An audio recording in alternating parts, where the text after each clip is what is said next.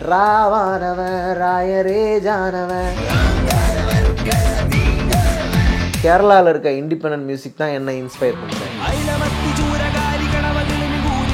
Independent music, it's all about breaking the rules, asking question. If the artist intention is wrong, then that is wrong to the society. கம்பளி பூச்சி தங்கச்சி என்ன கிளி அடி ஆலமர கிளவண்ண கிளி. இல்லை என் காஸ்ட்ல இருக்கிற போட்ட ரோட்ல தான் நான் நடந்து போவேன், என் காஸ்ட்ல இருக்கிறவங்க செஞ்ச சாப்பாடு தான் நான் சாப்பிடுவேன்னா யூ கான்ட் ஈவன் ஈட். என்ஜாமி வாங்கோ ஒன்னாகி. நான் என்னைக்குமே என்டர்டெயின் பண்றதுல ஃபெயில் ஆனதே கிடையாது. எப்போதுமே என்னுடைய பெஸ்ட்டை வந்து நான் ஸ்டேஜில் கொடுத்துருவேன். ஆனால் அது கூட நான் இந்த விஷயங்களை நான் சொல்லி ஆகணும். நான் வந்ததே அதுக்காக தான். ஆதியோனே. Climate is a collective thing. Good political climate இருந்தா பீப்புள் நல்லா இருப்பாங்க. நம்ம மக்கள் அப்படிங்கிறது யாருன்னா, யாரெல்லாம் அன்பு தேடுறாங்களோ அவர்கள் எல்லாருமே நம்ம மக்கள் தான். அந்த அன்பு வந்து எங்கேருந்து வரணும்னா, சாதியற்ற மதமற்ற வர்க்க பேதங்கள் அற்ற ஒரு மனநிலையிலிருந்து வரக்கூடிய அன்பு இருக்குல்ல, அந்த அன்பு தான் உண்மையான அன்பு. அந்த அன்பு உள்ளவர்கள் எல்லாருமே நம்ம மக்கள் தான். ഇപ്പൊ നമ്മളോട് ആരും അടുത്ത് വരാതെ എന്ന് പറയാറില്ല, വിസിബിൾ അല്ല. എന്നെ നീ കീഴെ பார்த்து നീ എങ്ങോട്ട് വരാതെ. Don't look at me as a low person and come near to me. Come to me only if you see me as equal to you. Rapper അറിവാണ് നമുക്കിപ്പോൾ. ഹായ്, വണക്കം. എൻജോയ് മീ സമയത്ത് കാണുമെന്ന് വിചാരിച്ചതാ. കാരണം അതിനകത്ത് ഇപ്പോൾ നമ്മൾ ഹ്യൂമൻ സെൻട്രിക് ആയിട്ട് എഴുതിക്കൊണ്ടിരുന്ന ലിറിക്സിൽ കമ്പിളിപ്പൂച്ചി തങ്കച്ചി എന്നെഴുതുന്ന സമയത്ത് അതിനപ്പുറത്തേക്കൊരു കോൺസെപ്റ്റ് ഇല്ല.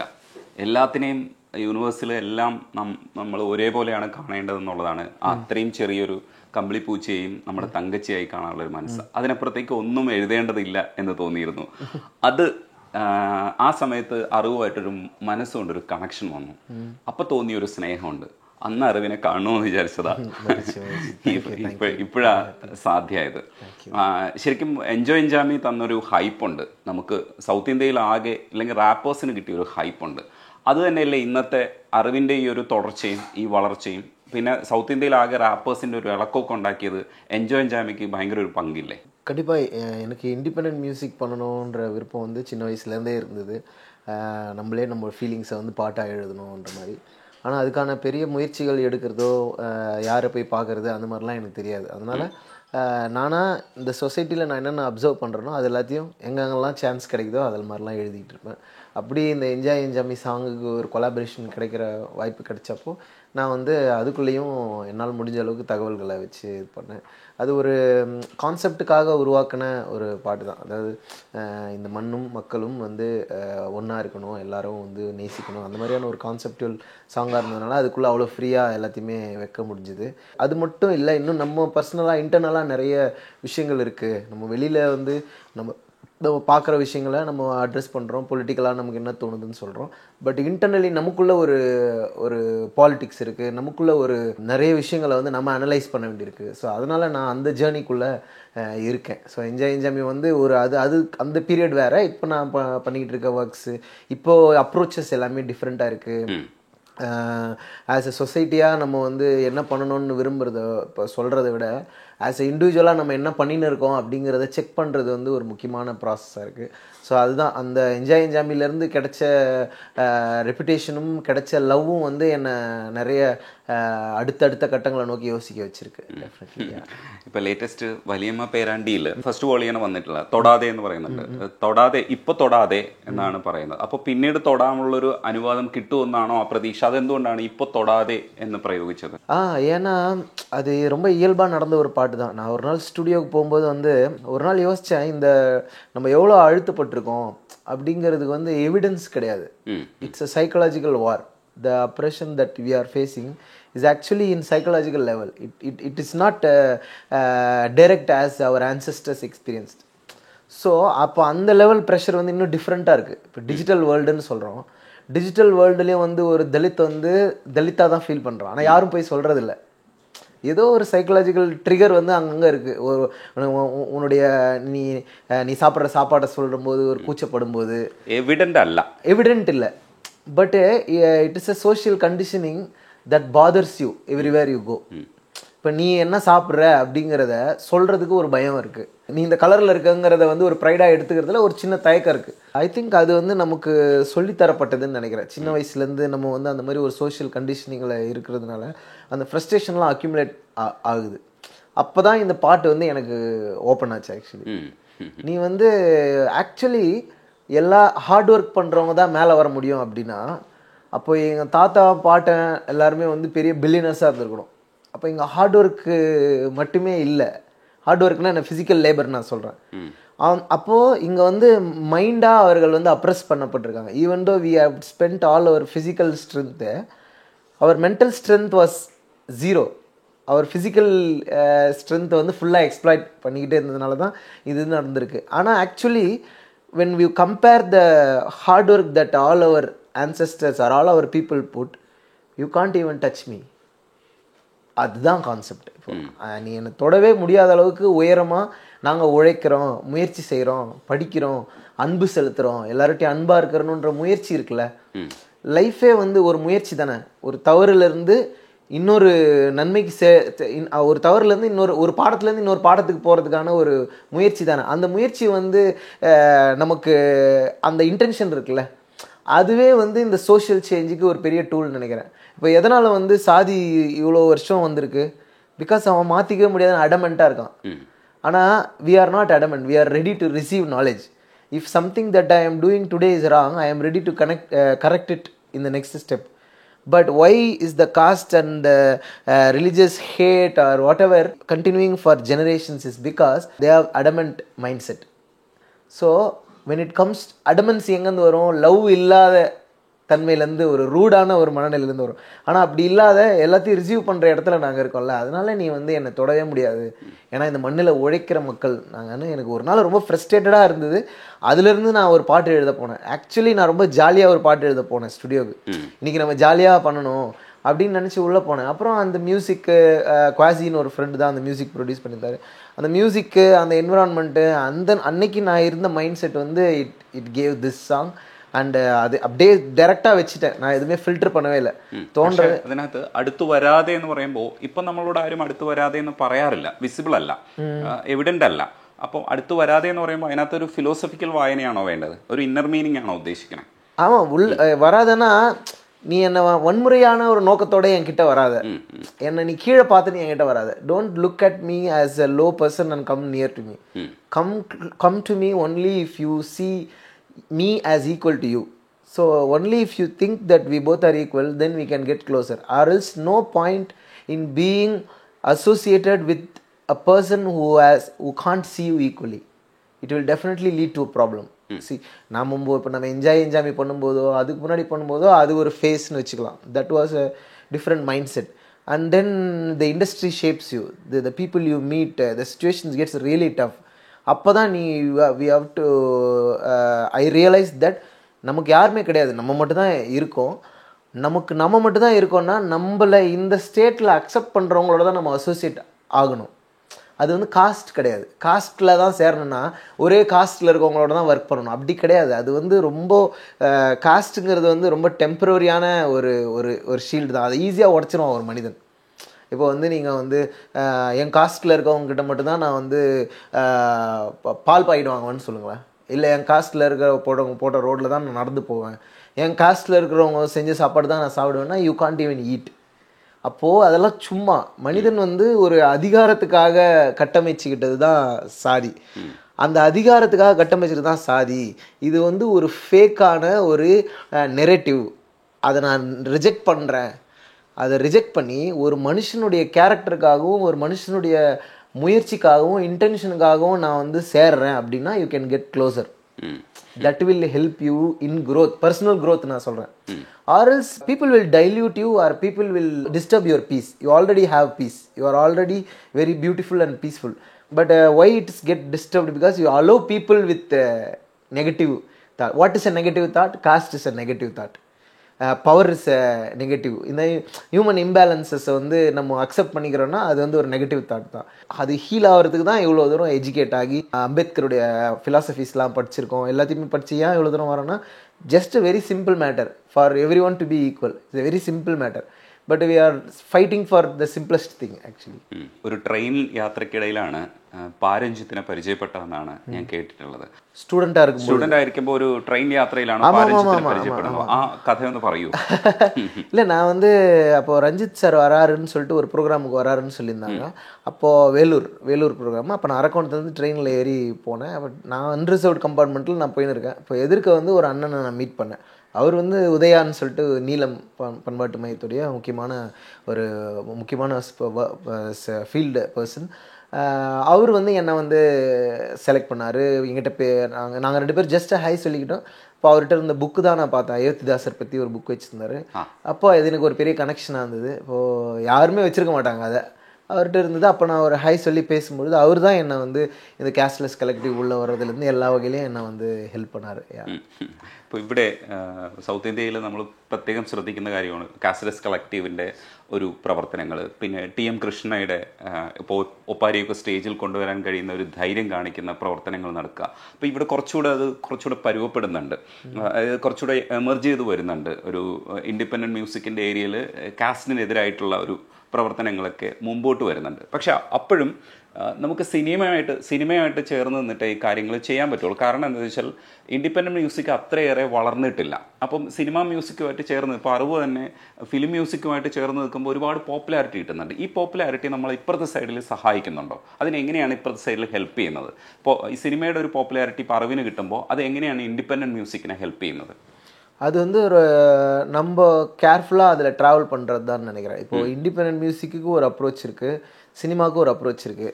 இது வந்து இப்போது சினிமா வந்து எப்போவுமே பாப்புலராக இப்போ என்ன பாப்புலராக இருக்கோ அதை வந்து சினிமா வந்து அந்த ப்ராஜெக்டில் வச்சுக்கோ. எனக்கு தெரிஞ்சது அப்படி தான். இப்போ வந்து ஒரு ஓகே, இது வந்து ஒரு பயங்கர ட்ரெண்டியான ஒரு மெட்டீரியல், இது வந்து சூப்பராக வந்து எல்லாருக்கும் போய் சேரும் அப்படின்னா அது ஒரு படத்தில் வரும். பட் இண்டிபெண்டன்ட் மியூசிக் வந்து அப்படின்னா அது பாப்புலரோ இல்லையோ, உனக்கு பிடிச்சிருக்கோ இல்லையோ, எனக்கு இது ஃபீல் ஆகுது, நான் இதை இப்போ சொல்ல போகிறேன், நீ என்ன வேணாலும் நினச்சிக்கோ, அது இண்டிபெண்டன்ட் மியூசிக். சினிமாவுக்கு வந்து ரெஸ்ட்ரிக்ஷன் இருக்குது. ஒரு வார்த்தையை எக்ஸ்ட்ரா போட்டிங்கன்னா, ஒரு வார்த்தையை தப்பாக போட்டிங்கன்னா 100 பேர் வந்து அந்த படத்தை ரிஜெக்ட் பண்ணுவாங்க. அப்போ அது பிஸ்னஸ் பாதிக்கப்படும். அது பல லேயர்ஸ் இருக்குது. இண்டிபெண்டன்ட் மியூசிக் வந்து அந்த ஆர்டிஸ்ட் மட்டும்தான் இருக்காங்க. ஸோ இது வந்து ஒரு விதமான ஆரம்ப ஸ்டார்டிங் ஸ்டேஜ்னு எடுத்துக்கலாம். இண்டிபெண்டன்ட் மியூசிக்காக நம்ம everybody starts as an independent artist and then they associate with cinema and then they associate brand themselves as differently. So எனக்கு வந்து சினிமா வந்து ஒரு பெரிய மீடியமாக இருக்குது. இப்போ நான் வந்து ரஞ்சித் சாரோட காலா படத்தில் நான் வந்து பாட்டு எழுதுனது தான் எனக்கு ஒரு பெரிய ஓப்பனிங்காக இருந்தது. அது எங்கே போனாலும் ஒரு ஐடென்டிட்டியாக மாறுது. ஓகே, ஒர்க் பண்ணியிருக்காங்கன்னு சொல்லிட்டு அதன் பிறகு நம்ம வந்து அதன் மூலம் சில கனெக்ஷன்ஸ் கிடைக்குது, சில கான்டாக்ட்ஸ் கிடைக்குது. அதை வச்சுட்டு தான் நம்ம இண்டிபெண்டன்ட் மியூசிக் பண்ணலாம், நம்மளே ஓனாக மியூசிக் பண்ணலாம், இப்படின தாட்ஸ் எல்லாம் அங்கேருந்து தான் பிரான்ச் அவுட் ஆகுது. So when it comes to art, cinema is a very strongest tool now.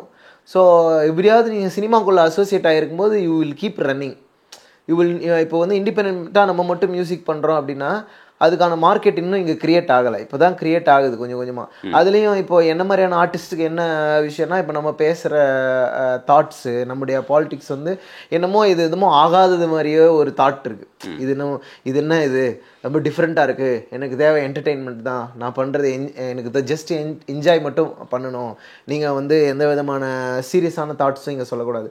That is not serious thought, that is a very needful thought. நான் என்றைக்குமே என்டர்டெயின் பண்ணுறதுல ஃபெயில் ஆனதே கிடையாது. எப்போதுமே என்னுடைய பெஸ்ட்டை வந்து நான் ஸ்டேஜில் கொடுத்துருவேன். ஆனால் அது கூட நான் இந்த விஷயங்களை நான் சொல்லி ஆகணும். ஏன்னா நான் வந்ததே அதுக்காக தான். நான் வந்து சும்மா வந்து உங்களை என்டர்டெயின் பண்ணிட்டு போகிறது மட்டும் வேலையாக இருந்தால் அதை பெஸ்ட்டாக பண்ணலாம், அதில் வந்து நிறைய காசு சம்பாதிக்கலாம். ஆனால் அது இல்லை இங்கே நோக்கம். இங்கே வந்து நிறைய விஷயங்களை சொல்ல வேண்டியிருக்கு. அதை சொல்கிறதுக்கான லாங்குவேஜை வந்து ஐ எம் ஃபைண்டிங்.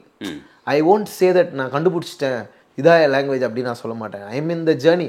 அதில் நான் நிறைய டிஃப்ரெண்ட்டான ஃபார்ம்ஸ் ட்ரை பண்ணுறேன். அதில் வந்து தான் இப்போ நிறைய படங்களில் ஒர்க் பண்ணும்போது சில நேரங்களில் என்ன ஆகும்னா, அந்த இண்டிபெண்டன்ட் சாங்கோட ஐடியா வச்சுக்கி அப்படியே ஃபிலிமில் வச்சுருவோம். ஸோ அந்த ஐடியா போச்சு. ஒரு இண்டிபெண்டன்ட் சாங் திருப்பி வச்சிரும், இதே மாதிரி வேணும் திருப்பி வச்சிரும். அப்போ தான் நான் யோசிச்சேன், no, that is also not good thing. we need to approach it differently. we need to அதெல்லாமே வந்து இப்போ நமக்கு யாருமே வந்து டே டு டே மென்டர் கிடையாது, நமக்கு யாருக்கும் நம்ம ரிப்போர்ட்டபிள் கிடையாது. அப்போ நாமளே தான் நம்ம மிஸ்டேக்லேருந்து கற்றுக்குறோம். Okay, last time I did this mistake, I will not do this time, இப்படி அப்ரோச் பண்ணுவோம்னு சொல்லி. ஸோ இங்கே வந்து சினிமாவுக்கு ஒரு சிஸ்டர் மாதிரி தான் இருக்குது இண்டிபெண்டன்ட் மியூசிக், சினிமாவுக்கு ஒரு சின்ன தம்பி மாதிரி தான் இங்கே இருக்குது. பட் கண்டிப்பாக இன்டர்நேஷ்னலாக வந்து இண்டிபெண்டன்ட் மியூசிக் தான் பெரிய இடங்கள்ல இருக்குது. அந்த ஃபேஸ் வருது. இனிமேல் அந்த ஃபேஸ் வரும்பொழுது கண்டிப்பாக என்ன மாதிரியான ஆர்டிஸ்ட், இன்னும் நிறைய ஆர்டிஸ்ட் வந்து இதுக்கு ஒரு அசோசியேஷன் வரும், இதுக்கு ஒரு ப்ரொடெக்ஷன் வரும். ஏன்னா ஆர்டிஸ்ட் வந்து இங்கே எக்ஸ்ப்ளாய்ட் ஆகிட்டே இருக்காங்க, அது எப்படின்னு தெரியாது. You will not know where you are exploited. It's fully a mind game ஏரியாவாக தான் இருக்குது. ஏன்னா it is directly connected with the fame and money and power and everything. Whatever you are writing, it is very important actually, because you have the ability to express your thoughts. Then if you express the truth, then you will be dangerous to the existing form. So that's why they will always try to put you down. So அதுக்கு நடுவில் எப்படி நம்ம போகலாம், அதுக்கு நடுவில் எப்படி நம்ம ஸ்மார்ட்டாக ஸ்விம் பண்ணலாங்கிறதான் சினிமா. அதுக்குள்ளே சினிமாக்குள்ளே நம்ம வந்து ஸ்மார்ட்டாக நமக்கான விஷயங்களாக நம்ம பேச முடியுதா? ஏன்னா end of the day theatre is a place where everybody gathers. Theatre and concert. So concert culture இப்போ தான் வளர்ந்துன்னு இருக்குது. But theatre is very familiar year. நான் சொல்கிறது movie theatres, cinema theatre. So அதனால் அந்த மீடியம்குள்ளேயும் நம்ம ஒர்க் பண்ண வேண்டியதாக இருக்குது. ഇറ്റ്സ് എ ബാലൻസ് இல்லையா? ഇപ്പോൾ ഇവിടുന്ന് പാൽഡബ്ബ കൊച്ചിയിൽ വന്ന് പെർഫോം ചെയ്യുന്നുണ്ട്. അവിടെ ഡബ്സി, വേടൻ, ബേബി ജി അങ്ങനെ കുറച്ച് പേരൊക്കെ എമർജ് ചെയ്ത് വരുന്നുണ്ട്. അതൊരു സന്തോഷമുള്ള കാര്യമാണ് ഇൻഡിപെൻഡൻറ്റ് മ്യൂസിക്കിന്. അപ്പോൾ അറിവ് അതിനൊരു ഇൻസ്പിറേഷനാണ്. എൻജോയ് മീ അത്തരത്തിൽ സ്വാധീനിച്ചിട്ടുണ്ട്. അതൊരു പ്രൗഡുള്ളൊരു കാര്യമല്ലേ? നമ്മൾ ചില കാര്യങ്ങൾക്ക് ഒരു கண்டிப்பாக ஏதோ ஒரு வகையில் என்னை வந்து கேரளாவில் இருக்க இண்டிபெண்டன்ட் மியூசிக் தான் என்னை இன்ஸ்பயர் பண்ணிச்சு. ஆக்சுவலி நான் வந்து காலேஜ் கோயம்புத்தூரில் நேரு காலேஜில் படித்தப்போ அங்கே வந்து தாய்க்குடம் பிரிட்ஜுன்னு ஒரு பேண்ட் வருவாங்க. அப்போவே அவங்க 10 இயர்ஸ் முன்னாடின்னு நினைக்கிறேன்.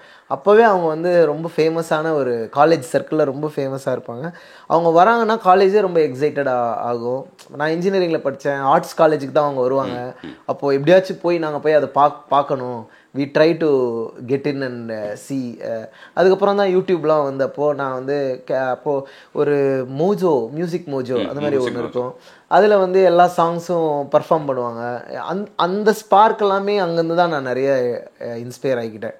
அப்புறம் வந்து ஒரு பெரிய பேண்ட் இருக்கும், அந்த பேண்டில் எல்லோரும் யூனிட்டியோடு இருப்பாங்க.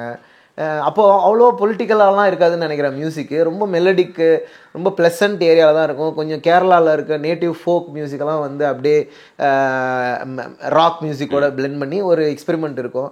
அது எனக்கு ஒரு பெரிய இன்ஸ்பிரேஷனாக இருந்தது. ஆனால் எனக்கு அதுக்கப்புறம் என்னுடைய தாட் ப்ராசஸ் வந்து என்னை டிஃப்ரெண்ட்டாக கொண்டு போச்சு. ஏன்னா நான் இருக்கிறது தமிழ்நாடு, இங்கே அந்த மாதிரிலாம் யாருமே கிடையாது. You can't easily form a band. Nobody, especially people like us will never be able to form a music team, you know. And அதெல்லாம் ரொம்ப கஷ்டம். அப்போ தான் அந்த ஃபேஸில் தான் கேஷ்லெஸ் கலெக்டிவ், 5-4 இயர்ஸில் கேஷ்லெஸ் கலெக்டிவ் வந்தது. அதுக்குள்ளே வரும்பொழுது எனக்கு ரெஃபரன்ஸாக இருந்தது இதுதான் ஆக்சுவலி. அதுக்கு முன்னாடி நான் வந்து ஒரு பெரிய மியூசிக் வீடியோஸோ இல்லை இண்டிபெண்டன்ட் மியூசிக் சார்ந்த பெரிய பெரிய ஆட்களெல்லாம் ஃபாலோ பண்ணதே கிடையாது. இப்போ தமிழில் வந்து யோகி பி அவருடைய பாடல்கள் கொஞ்சம் கேட்டிருக்கோம், ஹிப்ஹாப் தமிழாவுடைய பாடல்கள் கேட்டிருக்கோம். இவ்வளோ தான். இது பாப்புலரான ஸ்ட்ரீம்ஸ்குள்ளே வந்தவங்க மட்டும்தான் நமக்கு தெரியும். நான் சொல்கிறது ஆஸ் அ காமன் மேனாக நான் சொல்கிறேன். நான் ரொம்ப இதுக்குள்ளே போய் யார் யார் இருக்காங்க, இவங்க பண்ண அந்தெல்லாம் நான் போவே இல்லை ஆக்சுவலி. ஏன்னா எனக்கே இது வந்து டவுட்ஃபுல்லாக தான் இருந்தது. நமக்கு பிடிக்கும் அவ்வளோதான், ஆனால் நம்ம அதெல்லாம் போகக்கூடாது, அப்படிதான் இருந்தது. பட் ஒரு ஸ்டேஜ் கிடைச்சப்போ நான் வந்து ரிஃப்ளெக்ட் பண்ணது எல்லாமே வந்து இதெல்லாம் தான், வாட் எவர் ஐ அப்சர்வ்டு. அப்புறம் சின்ன வயசில் பார்த்த நிறைய லோக்கல் ஃபோக் பேண்ட்ஸ், இப்போ தலித் சுப்பையாவுடைய பாடல்கள், பாவலர் முகிலுடைய பாடல்கள், இதெல்லாம் ஒரு பக்கம் இருந்தது. என்னுடைய எங்கள் அம்மா அப்பா வந்து வேலை செய்த மூவ்மெண்ட் சாங்ஸ்லாம் ஒரு பக்கம் இருந்தது. So when I get a stage I express all this things together. So I have not learnt anything anywhere. On the கோவில் பார்த்த அப்சர்வேஷன்ஸ் எல்லாமே. ஸோ அதனால் இதெல்லாம் எக்ஸ்ப்ரெஸ் பண்ணும்போது I am a collective of all this small dots. So இதெல்லாம் பார்த்து வேற ஒருத்தவங்க வந்து அது மாதிரி பண்ணுறாங்கன்னும் பொழுது கண்டிப்பாக ஐ ஃபீல் வெரி ஹாப்பி. ஏன்னோ அது இட்ஸ் நாட் ஈஸி இல்லையா? ஒருத்தரை போய் நீங்கள் கமாண்ட் பண்ணி ஒர்க் பண்ண வச்சா அவங்க கொஞ்ச நேரம் தான் ஒர்க் பண்ணுவாங்க. ஆனால் அவங்களா அதை பண்ணும் பொழுது அது இன்னும் ரொம்ப பவர்ஃபுல்லாக இருக்கும். ஸோ எனக்கு என்ன விருப்பம்னா, இன்னும் அந்த தாட் ப்ராசஸை வந்து ஸ்ட்ராங்கராக பேசக்கூடிய ஆர்டிஸ்ட் வந்து நிறைய பேர் வரும்பொழுது இன்னும் நம்ம பவர்ஃபுல்லாக ஃபீல் ஆகும் அப்படின்னு எனக்கு தோணுது. ஏன்னா இப்போ நமக்கு வந்து நிறைய ரெஸ்ட்ரிக்ஷன்ஸ் வந்து நம்மளை பெண்ட் பண்ணுது. இப்போ எனக்குமே அது இருக்குது. இப்போ நம்ம ஒன்று பண்ணுறோன்னா, இல்லை இப்படி எழுதுங்க, இல்லை இப்படி எழுதுங்க, இப்படி. ஆனால் நமக்கே நேச்சுரலாக ஒரு ஷார்ப்பாக ஒரு தாட் போயின்னு இருக்கும். சூப்பராக ஒன்று பண்ணுறதுக்கான தாட் தான் போயின்னு இருக்கும். ஆனால் ஏதோ ஒரு டிஸ்ட்ராக்ஷன் கொடுத்துனே இருப்பாங்க. ஏன்னா நீ வந்து இதை மீட் பண்ணணும், இந்த பிஸ்னஸ் இதை நீ மீட் பண்ணணும், இதை மீட் பண்ணணும், இப்படி இரு அப்படி. அப்போ that is not independent music. Independent music it's all about breaking the rules, asking question. If the artist intention is wrong, then that is wrong to the society. So you also always see the intention. So என்னை பொறுத்த வரைக்கும் நான் இந்த ப்ராசஸில் கற்றுக்கிட்டது, நான் பார்த்த artist எல்லாரும் ஒவ்வொருத்தர் ஒவ்வொரு மாதிரி மியூசிக் பண்ணாங்க.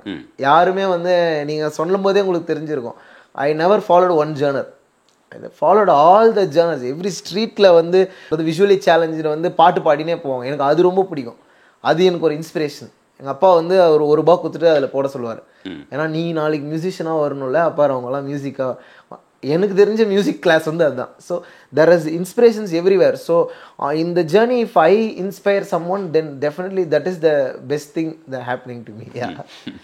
ഇപ്പോൾ ഇന്ത്യൻ 2-ന് വേണ്ടി എഴുതുമ്പോഴും എന്നാൽ മാമന്നനും രായനും ഒക്കെ പോലുള്ള സിനിമകൾക്ക് എഴുതുമ്പോഴും നമ്മൾ വ്യത്യാസങ്ങളുണ്ട്. അന്ന് കമേഴ്സ്യൽ പർപ്പസിന് വേണ്ടി തന്നെ ചെയ്യുന്ന ഒന്നായിരിക്കും, മറ്റത് കുറച്ചൊരു പൊളിറ്റിക്കൽ സ്റ്റാൻഡും കൂടെ പുലർത്തുന്ന സിനിമകളായിരിക്കും. മനസ്സ് കൂടുതൽ യോജിക്കുന്നത് ഇപ്പോൾ മാമന്നനിൽ പോലെയുള്ള സിനിമകൾക്ക് എഴുതുമ്പോഴായിരിക്കുമല്ലോ ഒരു മനസ്സുകൊണ്ട് കൂടുതൽ കണക്ഷൻ വരിക. അപ്പോൾ എങ്ങനെയാണ്, എന്തായിരിക്കും മനസ്സിനോട് പറയുക, അല്ലെങ്കിൽ എന്തായിരിക്കും അപ്പോൾ മനസ്സിൽ തോന്നുക? இப்போ நீங்கள் ஒரு கடை வச்சிருக்க மாதிரி தான் அது.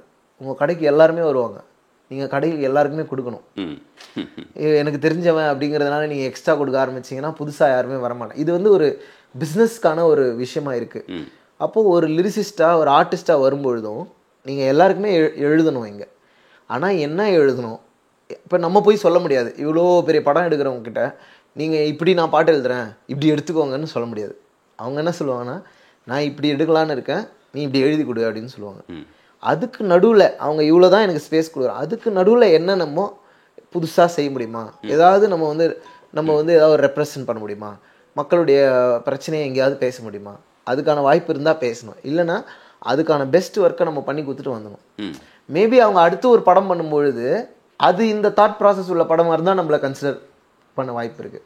ஸோ இது வந்து எல்லாருமே இப்போ சினிமா வந்து ஒரு கமர்ஷியல் ஸ்பேஸாக இருக்கிறதுனால அப்படி ஒர்க் பண்ணுவோம். ஆட்டோமேட்டிக்காக இப்போ மாமன்னன் மாதிரி படங்களில் ஒர்க் பண்ணும்பொழுது அந்த லைஃபுக்குள்ளேருந்து நம்ம வரதுனால ஒரு ஈஸினஸ் தான் எனக்கு இருக்கும். ஸ்பீடாக முடிப்பேன் அதை. இப்போ என் லைஃபே இல்லாத ஒரு சுச்சுவேஷன் எனக்கு கொடுத்தா கொஞ்சம் ரிசர்ச் பண்ணணும், கொஞ்சம் படிக்கணும், கொஞ்சம் ஏதாவது யார்ட்டையாச்சும் பேசணும், ஒரு சின்ன ட்ராவல் போகணும், இந்த மாதிரி எடுப்பேன். இல்லை எனக்கு நம்ம லைஃப்லேருந்தே வரக்கூடியது தான் அப்படின்னா எனக்கு வந்து உடனே முடிச்சிருவேன். വലിയമ്മ പേരാണ്ടിയുടെ ഏതെങ്കിലും 2 വരി പാടാം. ஆராரோ அடி ஆராரோ ஆராரோ ஆராரோ ஆரிராரிராரோ யாராரோ ஆண்டுக்கிட்டு போகிறானே யாராரோ ஏலேலோ ஏலேலோ ஏலாலம் அடி ஏலேலோ ஏமாத்து பொழப்புக்கு வேஷம் கட்டி போறாரோ ஊரான ஊரிழந்த ஒத்தப்பன தோப்பிழந்த பேரான கண்டியில பெத்த தாய நான் மறந்த சீரான சீமை விட்டு சீரழிய காடு வந்து கூட தலை மேல குடி வாழ்க்கை கானகத்துல கங்காணி கங்காணி கருத்த கோட்டு கங்காணி 4 ஆளு வரலனாக்கா நக்கி போவான் கங்காணி. எல்லோரும் வா எல்லோரும் வா എല്ലോരും വാ എല്ലോരും വാ എല്ലോരും വാ. റഹ്മാൻ സാറിൻ്റെ ഒരു സപ്പോർട്ട് അറിവിനെ ഒരുപാട് സഹായിച്ചിട്ടുണ്ട്.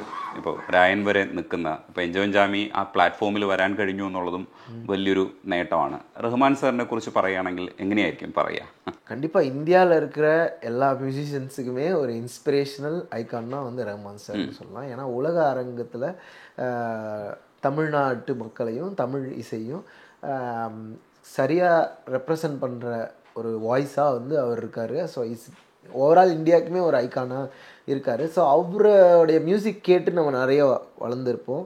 குறிப்பாக 90s, நான் 93. ஆனால் நான் தான் சொன்னேன்ல, காலேஜ் படிக்கிற வரைக்கும் கிட்டத்தட்ட ரொம்ப மியூசிக் கேட்க முடியாத ஒரு சுச்சுவேஷன் தான் இருந்தது. அதுக்கப்புறம் தான் நான் ஃப்ரீயாக சுதந்திரமாக மியூசிக்கே கேட்க தொடங்குறோம். அதனால் அப்போது எனக்கு ரொம்ப பிடிச்சது வந்து அவருடைய சாங்ஸில் இருக்கிற அந்த குவாலிட்டி, அவர் கொண்டு வர அந்த குவாலிட்டி வந்து ரொம்ப இம்பார்ட்டண்ட்டாக எனக்கு பட்டுது.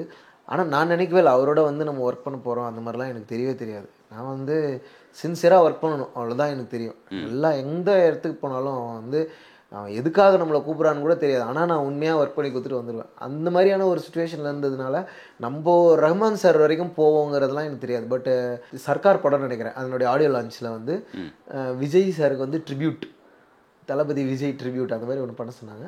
அதில் வந்து நான் ஒரு ஒரு சின்ன ரேப் எழுதி அதை நான் பண்ணியிருந்தேன். அப்போ தான் நான் ரஹ்மான் சாரை வந்து முதல் முறை போய் பார்த்து கை கொடுத்தேன். அது எனக்கு ரொம்ப உற்சாகமாக இருந்தது. பரவாயில்ல, நம்ம இந்த ஏரியாக்குள்ளே இருக்கோம். அவரோட இன்ஜினியர் குமரன் அண்ணன் தான் வந்து என்னை அதுக்கு ரெஃபர் பண்ணார். ஸோ அந்த மாதிரி ஒரு சின்ன சின்ன அறிமுகங்கள் தான் எனக்கு இருந்தது. பட் அவுட் அண்ட் அவுட்டாக அவருடைய மியூசிக்கில் ஒரு பாட்டை வந்து பாட போகிறோம் அப்படிங்கிறது வந்து எனக்கு ரொம்ப ஹாப்பியாக இருந்தது. அவர்கிட்டருந்து கற்றுக்கிறதுக்கு என்ன சொல்கிறது, சொல்லவே முடியாது. பெரிய யூனிவர்சிட்டி மாதிரி நிறைய இருக்குது. ஆனால் நமக்கு கிடைக்கிற டைமில், நமக்கு கிடைக்கிற ஆப்பர்ச்சுனிட்டியில் நம்ம ஒர்க்கும் பண்ணணும். அதே சமயம் அவங்களோட டிஸ்கஸ் பண்ணுறது அதெல்லாமே ஒரு லேர்னிங் தானே. அவர் ஒரு பாட்டை அப்ரோச் பண்ணுற விதம் அதெல்லாமே எனக்கு ரொம்ப இன்ட்ரெஸ்டிங்காக இருக்கும். ஏன்னா அவங்க வந்து வேர்ல்டில் இருக்கக்கூடிய டாப் மியூசிஷியன்ஸ் எல்லாரோடையும் அவங்க ஒர்க் பண்ணியிருக்காங்க. ஸோ அந்த வேர்ல்டை நீங்கள் புரிஞ்சுக்கிறதுக்கு வந்து ஒரு ஒரு முக்கியமான மியூசிக்கல் ஐக்கான் நம்ம ஊர்லேயே இருக்கும் பொழுது அந்த ஆப்பர்ச்சுனிட்டி வந்து எனக்கு ரொம்ப இம்பார்ட்டன்ட்னு நினைக்கிறேன். கண்டிப்பாக ஐ எம் ரியலி தேங்க்ஃபுல் அந்த மாதிரியான വായ്പകൾക്ക്. ഈ ഹിപ്പ് ഹോപ്പ് ശരിക്കും ഒരു പ്രൊട്ടസ്റ്റാണ്, ഒരു പ്രതിഷേധമാണ്, അല്ലെങ്കിൽ ഒരു റെസിസ്റ്റൻസ് ആണെന്നൊക്കെ പറയാം. അപ്പോൾ ഈ റെസിസ്റ്റൻസ് ഒരു പൊളിറ്റിക്കലായിട്ടുള്ളൊരു സംഗതിയാണ്. അത് നമ്മൾ സ്ഥിരം ചെയ്യുമ്പോൾ നമുക്ക് ആ ആൾക്കാരിൽ നിന്ന് അകന്ന് നിൽക്കേണ്ടി വരും. ഒരു കുറച്ചൊരു വിരോധം ആൾക്കാർക്കുണ്ട്, ഹേറ്റഡ് ആയിട്ടുള്ള ഒരു സൊസൈറ്റി ഉണ്ടായി വരാൻ സാധ്യതയുണ്ട്. അത് മാനസികമായി വിഷമിപ്പിക്കുമോ? അതെങ്ങനെയാണ് അതിനെ ഓവർകം ചെയ്യുക? அதை ஓவர் கம் பண்ணுறது தான் பெரிய சேலஞ்சு நமக்கு ஆக்சுவலி. அதை வந்து மற்ற ஆர்டிஸ்ட்டுக்கு இல்லாத ஒரு சேலஞ்சு எனக்கு இருக்குது. அது நான் ரியலைஸ் பண்ணுறேன். மற்ற ஆர்டிஸ்ட்டுக்கு வந்து அதை இக்னோர் பண்ணிவிட்டு பேசலாம், ஜாலியாக ஒரு பாட்டு பண்ணணும், எல்லோரும் டான்ஸ் ஆடணும், சிரிக்கணும், இவ்வளோ தான் என் கான்செப்ட் அப்படின்னு சொன்னால் ஓகே. ஆனால் நமக்கு வந்து நேச்சுரலாகவே ஏதோ ஒரு விஷயத்தை வந்து பேச வேண்டிய ஒரு தேவை இருக்குது. என்கிட்ட மைக் கிடைக்குதுன்னா நான் சும்மா வந்து பாடிட்டு வச்சிட மாட்டேன். அதில் ஏதோ ஒரு நம்ம மக்களுக்கான விஷயத்த நான் பேச போகிறேன்.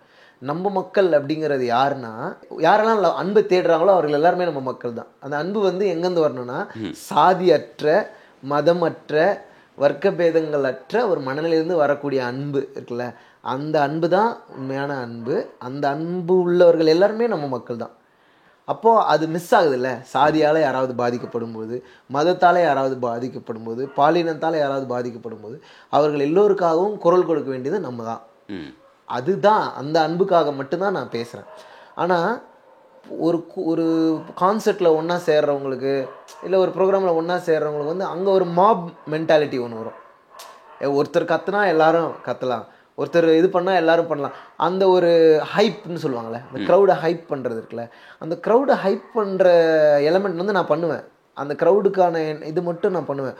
ஆனால் அது தாண்டி நம்ம வீட்டுக்கு போயிட்டோன்னு வச்சுங்களேன், நம்ம திருப்பி வீட்டுக்கு போகும்போது நம்ம எல்லாம் ஒவ்வொருத்தரும் ஒவ்வொரு ஊர்லேருந்து வரோம், ஒவ்வொரு ஜாதியிலேருந்து வரோம்.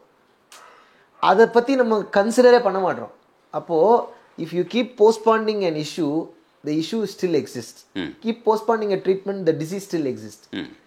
ஸோ அட்லீஸ்ட் நீ என்னை மீட் பண்ணுற அந்த பாயிண்டாவது உனக்கு அதை லைட்டாக ஞாபகப்படுத்தணும். அதுக்காக தான் நான் அப்படி பேசுகிறேன். ஸோ இதுதான் மற்ற ஆர்டிஸ்ட்டுகளுக்கும் எனக்கும் இருக்கிற டிஃப்ரென்ஸுன்னு நான் புரிஞ்சுக்கிறேன். ஆனால் அதை நான் பேலன்ஸ் பண்ணவும் கற்றுக்குறேன். ஏன்னா இப்போ என்னை பார்க்க வராங்க, நான் வந்து இப்போ கேரளாவில் வந்து பர்ஃபார்ம் பண்ணுறேன், எல்லா இடங்களுக்கும் போய் பர்ஃபார்ம் பண்ணுறேன், எல்லா மக்களும் தான் வராங்க, எல்லாருமே வராங்க. அதாவது அவங்க அன்றைக்கி ஒரு 10 ஆர்டிஸ்ட்டை லைனப்பில் பார்க்குறாங்கன்னா அவங்க என்னை பார்க்கும்பொழுதும் அவங்களுக்கு ஒரு கூடுதல் சந்தோஷத்தை தரணுன்றதான் எல்லாருக்குமே நோக்கம். Everybody wants to be the best. So அந்த கேமில் நான் இருக்கேன். But at the same time I am also caring about my people who are not able to access these type of venues and dance with me. அதுதான் என்னுடைய இது. அப்போ அது நான் அந்த ப்ரெஷரை நான் உங்கள் மேலே திணிக்கலை, பட் என்னோடய சாங்ஸில் அதை நான் வைக்கிறேன். So that it will touch somebody. அது ஒருத்தருக்கு வந்து அது ஆக்ட் பண்ண வைக்கும், அது ஒருத்தர் வந்து அது சேஞ்ச் பண்ணுன்றதான். ஸோ இது வந்து ஒரு எக்ஸ்பீரியன்ஸில் வரக்கூடிய ஒரு பதில் தான். இன்னும் இது எக்ஸ்பீரியன்ஸ் வர வர இதுக்கான ആൻസറെ நான் இன்னுം സ്ട്രോങ്ങാ ഫൈൻഡ് பண்ணுவேன்னு நினைக்கிறேன். ശ്രീലങ്കയിൽ നിന്ന് ഇങ്ങോട്ട് പോരേണ്ടി വന്ന ഒരു വംശത്തിൻ്റെ കഥ വേടൻ പറയാറുണ്ട്, അതേപോലെ അറിവ് പറയാറുണ്ട്. അത് നിങ്ങളുടെ ഒരു ബേസാണ്, ഇല്ലെങ്കിൽ അവിടെ നിന്ന് ഇങ്ങോട്ട് പോരേണ്ടി വന്ന ഒരു ബേസാണ്. ഇത് പലപ്പോഴും പലർക്കും മനസ്സിലായിട്ടില്ല. ഹിസ്റ്ററി അറിഞ്ഞുകൂടെങ്കിൽ ഇത് മനസ്സിലാവില്ല. അപ്പം അങ്ങനെയുള്ള സംവാദങ്ങൾ നടന്നിട്ടുണ്ടോ? ഈ എൻജോയ് എൻജാമി ഇറങ്ങിയതിന് ശേഷം അങ്ങനെ സംസാരിക്കേണ്ടി വന്നിട്ടുണ്ടോ? പേഴ്സണലി പല സർക്കിളിലും അറിവിന് സംസാരിക്കേണ്ടി വന്നിട്ടുണ്ടോ? எப்பவுமே அது இருந்துனே தான் இருக்கும். என்ஜாமி வந்தாலும் சரி வரலனாலும் சரி, I am always connected with the people. I am always connected with the worker, field working, individuals. So என்னை பொறுத்த வரைக்கும் என்னால் முடிஞ்சு I try to represent it through that, அவ்வளோதான். But that is not the only medium. So நீங்களே பார்த்துருப்பீங்க அது எவ்வளோ கான்ட்ரவர்சியலாக மாறுதுன்னு சொல்லி. அப்போ நம்ம இன்னும் நம்ம மீடியத்தை ஸ்ட்ராங் பண்ணணும், இன்னும் நம்ம வந்து சேஃபான அப்ரோச்சை வந்து நம்ம கொடுக்கணும். இதெல்லாம் எதுவுமே சொல்லாமல் ஜாலியாக ஒரு கிட்டார் வச்சுட்டு ஜாலியாக வந்து உங்களுக்கு ஒரு லவ் சாங் மட்டும் பாடிட்டு சூப்பர் நைஸ் நிலாவே மானே தேனே பொன்மானேன்னு சொன்னால் கூட சூப்பராக இருக்கும். ஆனால் அதுக்கு முன்னாடி ஒரு ஃபேஸ் இருக்குது, அதுக்கு முன்னாடியான ஃபேஸில் தான் நான் இருக்கேன். கண்டிப்பாக நானும் அந்த மாதிரியான ஏரியாக்குள்ளே போகும்போது அது ஒரு சூப்பரான என்டர்டெயின்மெண்ட்டாக இருக்கும். அந்த கதைகளை நான் பாட்டு வழியாகவே தான் சொல்ல விரும்புகிறேன். ஏன்னா நான் வாய் வழியாக இந்த கதைகளை சொல்கிறத வந்து ஒரு ஸ்டேட்மெண்ட்டாக பார்க்கப்படுது. ஆனால் ஒரு பாட்டு வழியாக சொன்னால் அது ஒரு கலை, அது ஒரு ஆர்ட், அந்த ஏரியாக்குள்ளே போகுது. ஸோ நம்ம ஆர்ட்டை நம்ம ஸ்ட்ராங்காக கன்ஸ்ட்ரக்ட் பண்ணுறது தான் நம்ம ஸ்டோரின்னு நான் நினைக்கிறேன். என்னோடய ஸ்டோரி வந்து முழுக்க ஆர்ட்டுக்குள்ளே இருக்கிறது தான் பெட்டர்னு எனக்கு தோணுது. ஏன்னா உன்னுடைய இருப்பையே ஏற்றுக்கொள்ளாத ஒரு சூழல் இருக்குது, உன் கதையை எப்படி ஏற்றுக்குவாங்க? இருக்கிறதே பிடிக்கல, நீ சொல்கிறது எப்படி பிடிக்கும்? அப்போது அதே நான் இப்போ தான் புரிஞ்சுக்கிறேன். ஓ இங்கே நான் சொல்கிற கதை இல்லை பிரச்சனை, நான் தான் பிரச்சனை. நான் எப்படி பிரச்சனை? எனக்குள்ளேயும் சில பிரச்சனைகள் இருக்குது, அதையும் நான் அட்ரஸ் பண்ணிகிட்டு இருக்கேன். இட்ஸ் ரெண்டு வழி சண்டை தான் இது. நமக்குள்ளேயும் நம்ம ஃபைட் பண்ணிகிட்டு இருக்கோம், வெளியவும் நம்ம ஃபைட் பண்ணிகிட்டு இருக்கோம். ஆனால் வெளியே இருக்க ஃபைட்டு நமக்குள்ளே இருக்கிற ஃபைட்டை நிறுத்திடுது, ஸ்டாப் பண்ணிடுது. ஸோ நமக்குள்ளே நம்ம பயங்கர ட்ராமேட்டிக் ஆகிடுறோம். வெளியே அவ்வளோ ட்ராமா காட்டுறான். எனக்கு அடிக்கடி தோணும், அந்த வடிவேல் காமெடி ஒன்று இருக்கும். வடிவேல் வந்து ஒரு ஆற்றை கடந்து வருவார், ஒருத்தன் வந்து ஒரு ஓரமாக அந்த ரிவர் கடந்து வருவார், ஒருத்தன் வந்து ஓரமாக நின்று பார்த்து பார்த்து பார்த்து அப்படின்னு சொல்லுவான். அவன் கத்துறதுலேயே பதறி ஆற்றுல விழுந்துருவார்.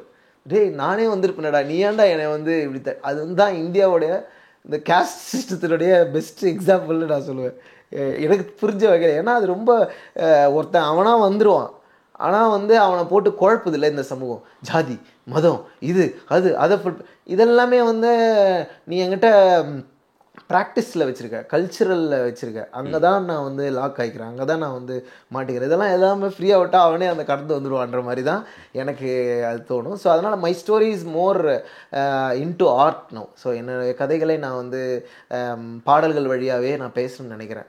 அதை வந்து நான் நேரடியாக சொல்லும் பொழுது அதனுடைய வீரியம் கம்மியாகிறதை என்னால் புரிஞ்சிக்க முடியுது. So I need to focus more on art to create to narrate the stories in A more beautiful വേ.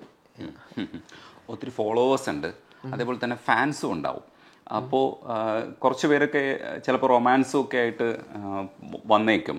ആ കാര്യങ്ങളൊക്കെ എങ്ങനെയാണ് ഡീൽ ചെയ്ത് പോകുന്നത്? ഫാൻസിൻ്റെ റൊമാൻസോ ഇല്ലെങ്കിൽ പെൺകുട്ടികളൊക്കെ അടുത്ത് വന്നൊക്കെ ഭയങ്കര ആരാധനയോടുകൂടിയൊക്കെ സംസാരിക്കുന്ന സമയത്ത് ഉള്ളിൽ നമ്മൾ റൊമാൻറ്റിക് ആയിട്ടുള്ളൊരു പേഴ്സണും കൂടെ ആയിരിക്കും. അതൊക്കെ എങ്ങനെയാണ് ഡീൽ ചെയ്ത് പോകുന്നത്? ഈ മുഖം തന്നെ ഇങ്ങനെ പിടിക്കുമോ അതേ സാധാരണ രീതിയിലായിരിക്കുമോ സംസാരിക്കുക? இல்லை அது ஒரு ப்ராசஸில் நம்ம கற்றுக்க வேண்டிய விஷயம் தான் நினைக்கிறேன். இப்போது இது நமக்கு புதுசு தான், ஓகே. அது இல்லாமல் நமக்குள்ளே ஒரு அறம் இருக்கணும், நம்ம பண்ணுறது எது சரி எது தப்புன்னு சொல்லிட்டு. இந்த சொசைட்டி வந்து ஒரு சிலது தப்புன்னு சொல்லுது, நாம் வந்து இந்த சொசைட்டியில் சிலது தப்புன்னு சொல்கிறோம். கவுண்டர் அட்டாக் வந்து இங்கே போயினே இருக்குது. இதுக்கு நடுவில் தான் லவ் இருக்குது, இதுக்கு நடுவில் தான் ரிலேஷன்ஷிப் பற்றின கொஸ்டின் இருக்குது. இப்போது நாம் எடுக்கிற ஸ்டாண்ட்லேருந்து பேசினோன்னா இந்த சொசைட்டி வந்து பதறுது. இந்த சொசைட்டி சொல்கிறத நம்மளால் ஏற்றுக்க முடியல. இதுக்கு நடுவில் தான் நம்ம இருக்கோம். ஸோ இதுக்கு நடுவில் நமக்கு வரக்கூடிய அன்பை வந்து நம்ம கரெக்டாக டீல் பண்ணுறது ஒரு எக்ஸ்பீரியன்ஸ்லேருந்து வரதான்னு நினைக்கிறேன். அது வந்து நம்முடைய பர்சனலில் வந்து இப்போ எல்லாருமே நிறைய தவறுகள்லேருந்து தான் மீண்டு எழுந்திருப்போம். எனக்கு அந்த மாதிரி தவறுகள் இருக்குது, நான் அதுலேருந்து கற்றுக்கிட்டே தான் இருக்கேன் ஆக்சுவலி. ஓகே இப்படி இருக்கக்கூடாது, இப்படி இருக்கக்கூடாது, இப்படி இருக்கக்கூடாது. ஆனால் எதையுமே நான் சொசைட்டி சொல்கிற ரூல்ஸ்லேருந்து ஏற்றுக்கல, என்னோடய எக்ஸ்பீரியன்ஸ்லேருந்து நான் ஏற்றுக்கிறேன். இப்படி தான் சொல்லியிருக்கு அதனால் இப்படி தான் இருக்கணும் அந்த மாதிரி நான் ஏற்றுக்கல. நான் ட்ரையல் அண்ட் எரர் அப்படியான ஒரு லைஃப்குள்ளே தான் இருக்கேன். ஏன்னா அதுதான் சரின்னு நான் நினைக்கிறேன்.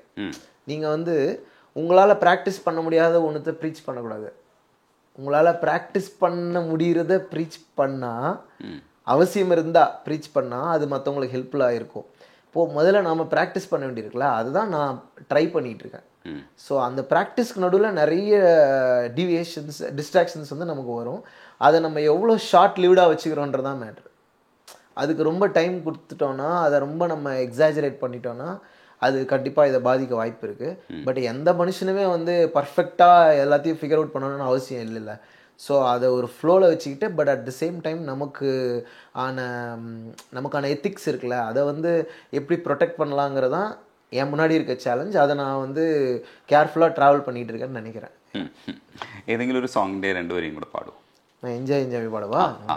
அடியல்லி மலர் கொடி அங்கதமே, ஒட்டார ஒட்டார சந்தனமே, முல்லை மலர் கொடி முத்தாரமே, எங்கூரு குத்தாலமே, சுருக்கு பையமா வெத்தல மட்டையம்மா, சொமந்த கையம்மா மத்தளம் கொட்டியம்மா, தாயம்மா என்ன பண்ண மாயம்மா, வள்ளியம்மா பேராண்டி, சங்கதிய கூரேண்டி, கண்ணாடிய காணாண்டி, இந்த பேராண்டி. അത് അമ്മൂമ്മയുടെ സോങ് അനുകരിച്ചിട്ടുള്ള ഒരു പോർഷൻ ഇല്ലേ, അതും കൂടെ. വല്യമ്മ അല്ല, ഇതിനകത്ത് തന്നെ அன்னக்கிளி. ஓகே. அன்னக்கிளி அடி ஆல மரக்கெல வண்ணக்கிளி, நல்லபடி வாழ சொல்லி இந்த மண்ணை கொடுத்தானே பூர்வ குடி, கம்மாக்கர காணியெல்லாம் பாடி திரிஞ்சானே ஆதிக்குடி, நாயி நரி பூனைக்கும் தான் இந்த ஏரி கொலங்கூட சொந்தமடி, எஞ்சாமி வாங்கோ ஒன்னாகி, அம்மா அம்பாரி இந்த மும்மாரி. ഇപ്പോഴും ഇത് സോങ് കണ്ടോണ്ടിരിക്കുക ഇപ്പോൾ? ஆமா போயிட்டே இருக்க. அது ஒரு பக்கம் பார்த்துனே இருக்காங்க, நம்ம ஒரு பக்கம் അടുത്തടുത്ത വർക്ക് பண்ணிருக்கோம். നമ്മൾ പോകുന്നത് പൊളിറ്റിക്കലായിട്ടുള്ള ഏരിയയിലൂടെയാണ് പൊയ്ക്കൊണ്ടിരിക്കുന്നത്. അപ്പോൾ ഒരു റൊമാൻറ്റിക് സോങ് ഒക്കെ എഴുതുന്ന ഒരു അറിവിനെ, ഇപ്പോൾ റൊമാൻറ്റിക് സോങ് എഴുതാൻ ആൾക്കാർ സമീപിക്കണമെന്നില്ല, പക്ഷെ നാളെ അറിവിനെ സമീപിച്ചാൽ എന്തായിരിക്കും അറിവിൻ്റെ റെസ്പോൺസ് എന്തായിരിക്കും? கண்டிப்பா யூஆர் மோஸ்ட் வெல்கம். நான் வந்து இப்போ அந்த ஜோன்ல தான் இருக்கேன். நான் வந்து ஃபுல்லா ஜாலியா லவ் சாங் பண்ணணும். ஏன்னா லவ் புரிஞ்சுக்கிறது, ஜெண்டரை புரிஞ்சுக்கிறது, இதெல்லாமே வந்து இதெல்லாம் நமக்கு எட்டவே இல்லாத தூரத்தில் இருந்தது. ஆக்சுவலி நீங்கள் வந்து நமக்கு ஜெண்டர் பற்றின அண்டர்ஸ்டாண்டிங்கை ஸ்கூலில் சொல்லி கொடுத்தாங்களா? கிடையாது. காலேஜில் சொல்லி கொடுத்தாங்களா? கிடையாது. ஒரு ரிலேஷன்ஷிப் எப்படி அப்ரோச் பண்ணணுங்கிறத வந்து நமக்கு குட் ரோல் மாடல்ஸை வந்து நம்ம முன்னாடி வைக்கிறாங்களா? கிடையாது. எல்லாமே இங்கே வந்து ஃபஸ்ட்டு தப்பு, எது பண்ணாலும் தப்பு. அப்புறம் அதுவும் குறிப்பாக நீ இந்த கேஸ்ட்லேருந்து இந்த கேஸ்ட்டை இது பண்ணுறனா, ஸோ எல்லாத்தையுமே ட்ராமடைஸ் பண்ணி எல்லாத்தையுமே ஃபியருக்குள்ளே கொண்டு வந்து வச்சதுனால தான் மேபி எனக்கு வந்து லவ் சாங் பண்ணுறதுல ஒரு பெரிய தயக்கமே இருந்ததுன்னு சொல்லலாம். பட் நான் என்ன கண்டுபிடிச்சிருக்கேன்னா, புரிஞ்சுக்கிட்டேன்னா, ஆக்சுவலி சொல்யூஷனே இஸ் லவ் தான். ஸோ சொல்யூஷனே வந்து லவ் தான். அதை நம்ம இன்னும் என்னென்ன ஃபார்ம்ஸில் ப்ரெசென்ட் பண்ணுறதுன்னு நான் யோசிச்சுருக்கேன். ஐ திங்க் நான் நெக்ஸ்ட்டு ஒரு ஃபுல் லவ் ஆல்பம் தான் ஒர்க் பண்ணின்னு இருக்கேன். ஸோ அதை வந்து ஜாலியாக லவ் சாங் பண்ணணும். எனக்கு என்ன மிஸ் ஆகுதுன்னு நானே கண்டுபிடிச்சதில் எனக்கு தோணுச்சு லவ் தான் மிஸ் ஆகுது ஆக்சுவலி. ஏன்னா நம்ம பொலிட்டிக்கலாக கரெக்டாக இருக்கலாம்னு பார்க்குறோம், but that is a state of mind, that is a balance. ஒரு கிளைமேட் மாதிரி தானே. ஒரு கிளைமேட் குட்டாக இருக்குன்னு தான் சொல்வீங்க, க்ளவுட்ஸ் ஸ்ட்ரெயிட்டாக இருக்குன்னு சொல்ல மாட்டீங்க. கரெக்டாக சன் வந்து 45 டிகிரியில் அடிக்குது அப்படி சொல்லுவாங்க. Climate is a collective thing. So ஒரு political climate, good political climate இருந்தால் பீப்புள் நல்லா இருப்பாங்க, இவ்வளோதான். But climate is not perfect. It keeps changing every second. You need a good climate. அதுக்கு தான் நம்முடைய இன்டென்ஷனை ஒழிய you can't set it right all at once. ஒன்று செட் பண்ணும்போது இன்னொன்று மிஸ்டேக் ஆகும், இன்னொன்று செட். ஸோ அந்த நேச்சர்லேருந்து தான் நான் இதை புரிஞ்சுக்கிட்டேன். ஓகே, இப்போ என்னுடைய வேலை வந்து அதை போய் இப்போது நம்ம 2 பேரும் உட்காந்து டிஸ்கஸ் பண்ண ஆரம்பித்தோன்னா கொஞ்ச நேரத்தில் ஏதோ ஒரு பொலிட்டிக்கலான ஒரு டிஃப்ரென்ஸ் வந்துடும். அப்போ அங்கே வந்து நம்ம வந்து டிஃப்ரென்ஸ் ஓகே நம்ம வேறு அப்படின்னு நினச்சிப்போம். ஆனால் நான் என்ன சொல்கிறேன்னா, நான் உங்களை அப்படியே அக்செப்ட் பண்ணிக்கிறதும் நீங்கள் நான் அப்படியே அக்செப்ட் பண்ணிக்கிறதும் ஒரு லவ். ஆனால் இன்ஹியூமனான ஒரு ஐடியாலஜி இருந்ததுன்னா நம்ம அதை வந்து வெளியே தள்ளி நிற்கலாம். ஆனால் அதையும் நீங்கள் கரெக்ட் பண்ணிக்கணும்னு நினச்சிங்கன்னா லவ் பண்ணலாம். ஸோ எண்ட் ஆஃப் தி டே எல்லாமே லவ்வில் தான் வந்து கனெக்ட் ஆகுது. ஸோ என்னை பொறுத்த வரைக்கும் நான் அந்த லவ்வை வந்து வெறுமனே பொலிட்டிக்கல் மெசேஜ் சொல்லணும் ஆடியன்ஸ் அதிலே இருந்துட்டேன். நான் பர்சனலான ஒரு ரொமான்டிக்கான சாங்ஸை பண்ணுற ஏரியாக்குள்ளே இப்போ வந்திருக்கேன். ஸோ நான் இனிமேல் என்கிட்ட நிறைய லவ் சாங் கேட்கலாம். ഇപ്പോൾ ഒരുപാട് പേരുടെ കൂടെ വർക്ക് ചെയ്തിട്ടുണ്ട്. ഇപ്പോൾ സന്തോഷ് നാരായൺ, എ.ആർ. റഹ്മാൻ, അതേപോലെ ഗോവിന്ദ് വസന്ത, ജി വി പ്രകാശ്, ഇവരൊക്കെ അറിവിൻ്റെ വളർച്ചയിൽ കൂടെ നിൽക്കുന്നവരാണ്. ജി വി പ്രകാശിനെ കുറിച്ച് കൂടെ പറയൂ, കാരണം കൂടുതൽ സോങ് ജി വി പ്രകാശുമായിട്ടാണെന്ന് തോന്നുന്നു. எப்பவுமே நான் எந்த கம்போசரோட ஒர்க் பண்ணாலும் அவங்க என்ன நினைக்கிறாங்களோ அதை நான் வந்து ரைட்டிங்கில் கொண்டு வரத்துக்கு தான் பார்ப்பேன். அதுதான் அவங்கக்கிட்ட எனக்கு வந்து ஒரு நல்ல பேரையும் அவங்க என்னை திருப்பி ஒர்க்கு கூப்பிடுறதுக்கும் உதவியாக இருக்கும். ஒன்று. இன்னொன்று வந்து நம்ம பண்ணணும்னு நினைக்கிற எல்லாத்தையுமே அந்த பாட்டில் பண்ண முடியாது. நம்மக்கிட்ட இருக்கிறத நீங்கள் இப்போ ஃபார் எக்ஸாம்பிள் 10 ஐடியா கொடுக்குறீங்கன்னா அதில் ஒரு ஐடியா யூஸ் ஆகும், இல்லை 2 ஐடியா யூஸ் ஆகும், மற்றதெல்லாம் ரிஜெக்ட் ஆகிடும். பட் அதை எப்படி அவங்க பிளேஸ் பண்ணுறாங்கன்னு பார்க்குறது ஒரு பெரிய லேர்னிங் தான். So every composer I work with I give this approach only. அவங்களுக்கு என்ன தேவையோ அதுதான் நான் எப்பவுமே டைம் எடுத்து பண்ணுவேன். அதுக்குள்ளே போகணும், அது முழுசாக இருக்கணும் அப்படின்னு யோசிப்பேன். இப்போ நாளடைவில் வந்து நிறைய பாட்டு பண்ணும்பொழுது வீட்டிலே உட்காந்து ஒர்க் பண்ணுறது, இப்போ ஜஸ்ட் டியூன் மட்டும் அனுப்பிச்சி விடுவாங்க, இங்கேருந்து எழுதி அனுப்புறதுன்னு வரும்பொழுது அதில் ஒரு ட்ரஸ்ட் இருக்கும். ஓகே, இவர்கிட்ட கொடுத்தா இவங்க கரெக்டாக எழுதி கொடுத்துருவாங்க அப்படின்னு சொல்லிட்டு. ஸோ இதெல்லாம் பில்ட் ஆகிறது தான் இந்த இவ்வளோ பேரோட ஒர்க் பண்ணது எனக்கு அதுதான் ஹெல்ப் பண்ணியிருக்கு. So every composer is unique and every song that they give me with full trust and அதை நான் எப்படியாச்சும் கரெக்டாக அண்டர்ஸ்டாண்ட் பண்ணி எழுதிடணும் தான் என் சேலஞ்சாக இருக்கும். சில நேரங்களில் வந்து நம்ம பெரிய படங்களில் ஒர்க் பண்ணல, நம்ம வந்து ஒரு புது படத்தில் ஒர்க் பண்ணுறோம், எல்லாமே ஃப்ரெஷ்ஷாக, அதில் கூட ஒரு சூப்பர் பாட்டு இருக்கும், அதை நம்ம மிஸ் பண்ணக்கூடாது. ஆனால் நம்ம என்ன நினைப்போம், இல்லை பெரிய படம் வந்து ஒர்க் பண்ணால் போதும், சின்ன படத்தில் நம்ம ஒர்க் பண்ண வேணாம், இந்த மாதிரியான சில இதெல்லாம் வந்து நமக்கு தாட்ஸ்லாம் வரும்போது அதெல்லாம் கரெக்ட் ஆகும் கொஞ்ச நாளில். இல்லை அப்படின்னு நம்ம யோசிக்கக்கூடாது. ஆனால் என்னென்னா ஒரு இப்போது ரஹ்மான் சாரோட ஒர்க் பண்ணும்போது he is very experienced. So within like maybe 15 minutes he will know what the song is. Okay, இப்போ நான் போய் பாடுறேன், எழுதுகிறேன், ஸோ இமீடியட்டாக இவர் சொல்லிடுவார், ஓகே இது ஒர்க் ஆகுது ஓகே அப்படின்றவர். அப்போ அதே வந்து நம்ம புதுசாக ஒருத்தவங்களோட ஒர்க் பண்ணும்போது அவங்க அதை அப்ரோச் பண்ணுறதுல கொஞ்சம் டைம் எடுக்கலாம். இந்த ஸ்டைலை வந்து நீங்கள் எல்லா இடங்களும் எதிர்பார்க்க முடியாது. ஸோ ஒவ்வொருத்தருக்கும் ஒவ்வொரு ஸ்டைல் இருக்குது. அதுக்குள்ளே அறிவு எப்படி ஃபிட் ஆகுறாங்கிறதான் என்னோட சேலஞ்ச். வேறு எதுவுமே நான் யோசிக்க மாட்டேன். அவங்க என்ன கொடுக்குறாங்களோ அதை நல்லா பண்ணி கொடுக்கணும். We have to make them happy, அவ்வளோதான். அதுக்கப்புறம் ஒர்க் முடிச்சிட்ட அப்புறம் எனக்கு கால் பண்ணி சூப்பராக பண்ணியிருக்கீங்க, வெரி குட் அப்படின்னு சொன்னாங்கன்னா ஐ ஃபீல் ஹாப்பி, நைஸ்.